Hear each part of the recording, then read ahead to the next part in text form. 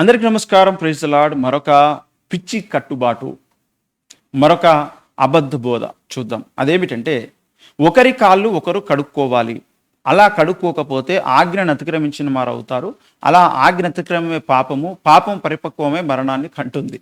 ఈ విధంగా లేఖనాలను ఏరుకొని పేర్చుకొని ఒక అబద్ధ బోధను సృష్టించుకున్నటువంటి విషయం. అదేమిటి అంటే, యేసుక్రీస్తు ప్రభుల వారు శిష్యుల పాదాలు కడిగారు, మీరును ఇలాగు చెయ్యాలి అని చెప్పాడు గనక ఈ మాటను ఖచ్చితంగా మనం పాటించాలి, పాటించకపోతే నరకం పోతాము అని చెబుతున్నటువంటి బోధ. యోహాను సువార్త 13వ అధ్యాయంలో మనము చూసినట్లయితే ఇక్కడ యేసుక్రీస్తు ప్రభుల వారు మరి ఆయన తన శిష్యులతో కూడా కూర్చొని ఉండి మరి పస్కాకు ముందుగా ఈ చేసినటువంటి కార్యాన్ని మనం చూస్తాము. మొదటి నుంచి చదువుతాను, 13వ అధ్యాయం మొదటి నుంచి. తాను ఈ లోకం నుండి తండ్రి యొద్దకు వెళ్ళవలసిన గడియ వచ్చినని యేసు పస్కా పండుగకు ముందే ఎరిగిన వాడై లోకంలో ఉన్న తన వారిని ప్రేమించి వారిని అంతం వరకు ప్రేమించెను.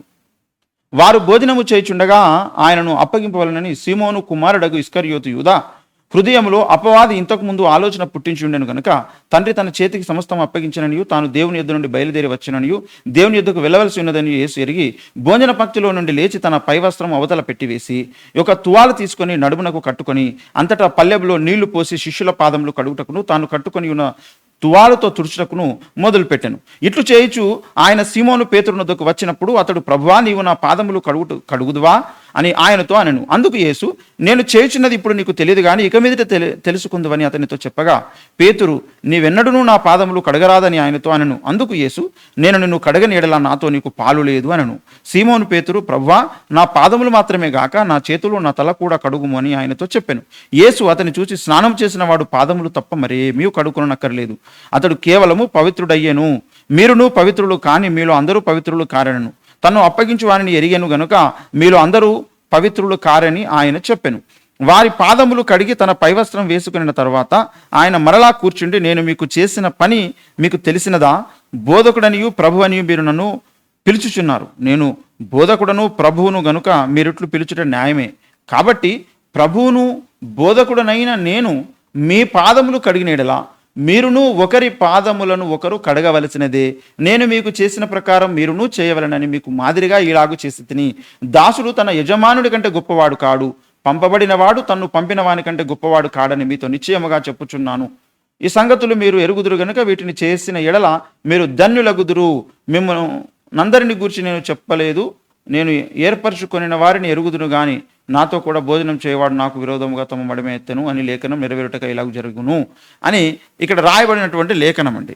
అయితే ఈ విషయం పస్కాకు ముందే ప్రభు మరి తనకు తెలుసు ఏంటి అంటే, నన్ను అప్పగించబోతున్నారు, నేను శిలువ మరణానికి వెళ్తున్నాను గనుక మరి రండి అని చెప్పేసి వారిని కూర్చోబెట్టుకొని ఆయన ఒక పల్లెంలో నీళ్లు తీసుకొని శిష్యుల పాదాలు కడగడం మొదలుపెట్టాడు.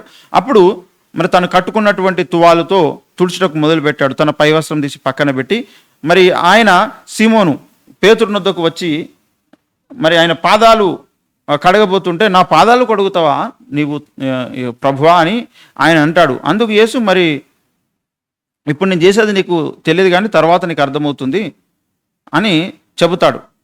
అప్పుడు పేతురు, నీవు ఎన్నడూ నా పాదములు కడగరాదని ఆయనతో అంటే, యేసు మరి ఆయన అంటాడు, నిన్ను కడగని ఎడల నాతో నీకు పాలే లేదు అని ప్రభుల వారు చెప్పారు.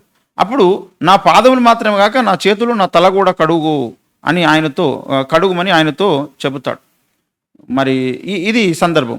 తర్వాత ఇక్కడ చెప్పినటువంటి మాట ఏమిటి ప్రభువుల వారు చెప్పింది 14వ వచనంలో అంటే, ప్రభువును బోధకుడైన నేను మీ పాదములు కడిగిన ఎడల మీరు ఒకరి పాదములు ఒకరు కడగవలసినదే అని అన్నాడు. కడగవలసినదని ఇది ఎవరి మాట? యేసయ్య మాట. యేసయ్య మాట కనుక ఇది ఖచ్చితంగా మనం పాటించాల్సిందే. మరి పాటించకపోతే ఆజ్ఞాతిక్రమమే పాపము కదా. ప్రభువే చెబుతున్నాడు, ఇక్కడ ఆజ్ఞ ఇస్తున్నాడు. ఈ ఆజ్ఞను మనం ఖచ్చితంగా పాటించాలి. పాటించకపోతే పాపం అవుతుంది, పాపము నరకంలో పడేస్తుంది అనే బోధ చేస్తున్నటువంటి విషయం అన్నమాట. ఇంకా కింద ఇంకొక మాట అంటాడు 17లో, ఈ సంగతులు మీరు ఎరుగుదురు కనుక వీటిని చేసిన ఎలా మీరు ధన్యులగుదురు. ఇది చేస్తేనే మీరు ధన్యులవుతారు, ఇది చేయకపోతే మీరు ధన్యులు కారు. అంటే రక్షణ పొందరు, మీరు పరలోకం రారు, నరకం వెళ్ళిపోతారు అనేటువంటి అర్థము తీసుకొని చెబుతున్నటువంటి విషయం. అయితే యోహాను ఒక్కడే రాస్తాడు ఈ సందర్భాన్ని. ఇది 13వ అధ్యాయంలో మాత్రమే మనం చూస్తాం. 4 సువార్తలలో ఇంకెవరు కూడా దీని ప్రస్తావన తీయలేదు. మత్తయి, మార్కు, లూకా వీరెవరు కూడా దీని గురించి ప్రస్తావించలేదు. అంటే దేవుడే దీన్ని అలో చేయలేదు. దేవుడు తన ఆత్మచేత బైబిల్ని రాయించాడు. 40 మంది ప్రవక్తలు రాసినప్పుడు ఆత్మావేశం చేత రాశారు పరిశుద్ధ బైబిల్ గ్రంథాన్ని. క్రైస్తవుని యొక్క విశ్వాసం అది. దేవుడు అలా రాయించాడు. అయితే అలా రాసినప్పుడు ఏ మాటలైతే ఉండాలని దేవుడు అనుకున్నాడో వాటినే ఆయన ఉండనిచ్చాడు. అందులో ఈ సందర్భం ఒకే దగ్గర ఉంది, మరొక దగ్గర లేదు. అయితే దేవుని యొక్క వాక్యము కొంత ఇచ్చట కొంత అచ్చట వస్తుంది. యెషయా గ్రంథం 28వ అధ్యాయం 13వ వచనంలో మనం చూస్తే, అయితే 2-3 సాక్షుల నోటి మాటను బట్టే ఒక న్యాయమైనటువంటి తీర్పును తీర్చాల్సి వస్తుంది. లేఖనంలో ఒకే దగ్గర ఉన్నటువంటి దానిని మనం పట్టించుకోవలసిన అవసరము లేదు. యేసుక్రీస్తు ప్రభువుల వారు చెప్పి శిష్యులు చేసినటువంటి పద్ధతినే మనము పాటించాలి. వ్యాఖ్యాన పద్ధతులలో భాగంగా, వ్యాఖ్యాన సూత్రాలలో భాగంగా, ఈ హెర్మెనెటిక్స్ ప్రకారముగా మనము యేసుక్రీస్తు ప్రభువుల వారు చెప్పి ఉండి శిష్యులు చేసి ఉన్నటువంటి దానిని మనము చెయ్యాలి. యేసయ్య చెప్పినా సరే శిష్యులు చేయలేదనుకోండి, మనం కూడా చేయాల్సిన అవసరం లేదు. యేసయ్య చెప్పి ఉండి శిష్యులు చేసి ఉంటే మనం చేయాల్సిందే. గనుక అలా మరి దైవ లేఖనములో ఉన్న సారాంశాన్ని మనము తీసుకోవాలి. అలా కాకుండా కొంతమంది ఒక వచనం ఉంటే చాలు, దానికి జతపక్షి లేకపోయినా, వాక్య సారాంశం అది కాకపోయినా, దేవుని చిత్తం అది కాకపోయినా సరే దాన్ని బోధిస్తూ ఉంటారు.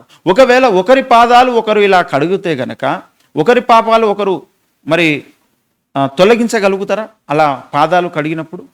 అంటే ఇక్కడ మనకు యేసుక్రీస్తు ప్రభువుల వారు ఏం మాదిరి చూపెట్టాడంటే, ఆయననే మనకున్న దోషాలను కడిగివేయడానికి శక్తిమంతుడు.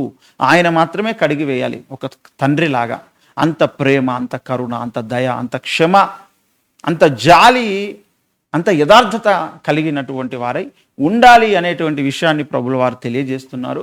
అయితే అది పాదాలు కడుగుతూనే సాధ్యమవుతుంది అని నమ్మడము కరెక్ట్ కాదు. ఈనాడు ఎంతోమంది పేరుకు పైన నీళ్లు పోసి కాళ్ళు కడిగి టవాలతో తుడవచ్చు, కానీ వారి హృదయములో ఒకరి మీద ద్వేషము, కోపము, స్వార్థము, అసూయ అవి పోకుండా ఊరికనే కాళ్ళ మీద నీళ్లు పోసి కడిగి తుడిస్తే లాభం ఏంటి, ప్రయోజనం ఏంటి? అది కాదు. నువ్వు కాళ్ళ మీద నీళ్లు పోసి కడిగి తుడవకపోయినా పర్వాలేదు, కానీ ఇతరుల పట్ల నీకు ద్వేషము, అసూయ ఉండకూడదు. అలాంటి స్థితిని మనం కలిగి ఉండాల్సిన అవసరం ఉంది. అలాంటి హృదయాన్ని, అలాంటి మనసును, అలాంటి జీవితాన్ని క్రీస్తు యేసు ప్రభు తన వాక్యం చేత మనలకు కడిగి ఉదక స్నానం చేసి తన రక్తముతో మనలను పరిశుద్ధపరిచి, పవిత్రపరిచి, తన ఆత్మతో పవిత్రపరిచి, తన కృపచేత మనలను యోగ్యులనుగా తీర్చి మనలను ఆయన సంపూర్ణమైనటువంటి పరిశుద్ధులుగా, పవిత్రులుగా మార్చగలుగుతాడు. ఒకరి పాదాలు ఒకరి కడుగుతే మనం కడిగినంత మాత్రం చేత అవతలి వారి యొక్క మరి అపవిత్రత పోతుందా? ఒకవేళ నిజంగానే తగ్గించుకోవాలనుకుంటే తగ్గించుకునే గుణము, హృదయం ముందు మనకు ఉండాల్సిన అవసరం ఉంది. అలాంటి హృదయముతో ఒకవేళ కడిగితే కూడా తప్పేమి లేదు, కానీ అది ఖచ్చితంగా కంపల్సరీ ఆజ్ఞ కాదు క్రీస్తు సంఘానికి. గనుక ఈ విషయాన్ని ఒకసారి గమనించాలి. ఇంకా ఎన్నో విషయాలు, ప్రాముఖ్యమైన విషయాలు ఉన్నాయి. ఎడతెగకుండా అపోస్తలుల బోధ యందు, సహవాసమందు, రొట్టె విరుచుట యందు, ప్రార్థించుట యందు ఎడతెగకుండా ఉన్నారు అపోస్తలుడు. అంతే తప్ప కాళ్ళు కడుగుట అనే అంశంలో లేరు వాళ్ళు.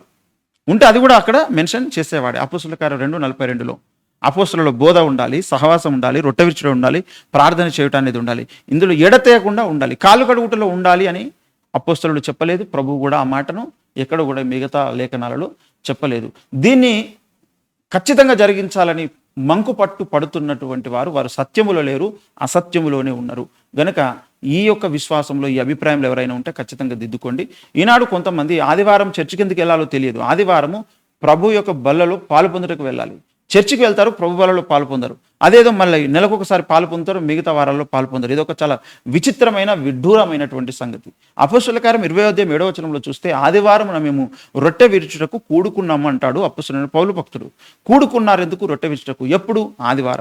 ఆదివారమున మనం చర్చికి వెళ్ళేదే కూడుకునేది ఎందుకంటే రొట్టె విడవడానికి, ప్రభు వలలో పాలు పొందడానికి. యేసుక్రీస్తు ప్రభువుల వారు ఆయన ఈ లోకానికి దిగివచ్చి చేసిన గొప్ప కార్యం, గొప్ప మేలేమిటి మన కొరకంటే కల్వరి శిలువలో బలి అయి ఆయన శరీరమును, రక్తమును మనకి ఇచ్చి వెళ్ళాడు. అందులో మనకు నిత్య జీవము కలుగుతుంది. ఇది ఆయనను జ్ఞాపకం చేసుకోవడానికి చేయాల్సినటువంటి అవసరం ఉంది. అందుకే పునరుత్థాన దినం రోజు ఆదివారమున మనము ప్రభు యొక్క శరీరక్తంలో పాలు పొందాలి. ఇది ఖచ్చితం. ఇది పాటించరు, కానీ కాళ్ళు కడుక్కోవడం అనేది మాత్రం పాటించాలి అని అంటారు. కనుక ఇది సరైనటువంటి విధానం కాదు. గనుక ఇది లేఖన సారాంశ సత్యం కాదు. ప్రభు బలలో పాలు పొందమని అని మరి అపొస్తలుడైన పౌలు భక్తుడు చెప్తాడు కొరింథీ సంఘంలో. అంతేకాకుండా మరి 4 సువార్తలలో కూడా మనం చూస్తాము. గనుక ఈ విషయాన్ని ఒకసారి మనం గమనించుదాం. అబద్ధ బోధనలలోకి వెళ్ళకండి, అసత్యాన్ని నమ్మకండి, లేఖన సారాంశాన్ని, వాక్య సారాంశాన్ని నమ్మండి. సత్యం ముందు ప్రతిష్ఠింపబడాలని కోరుకుంటున్నాను. విషయం అర్థమైంది అనుకుంటున్నాను. అందరికీ నమస్కారం. Praise the Lord. May God bless you.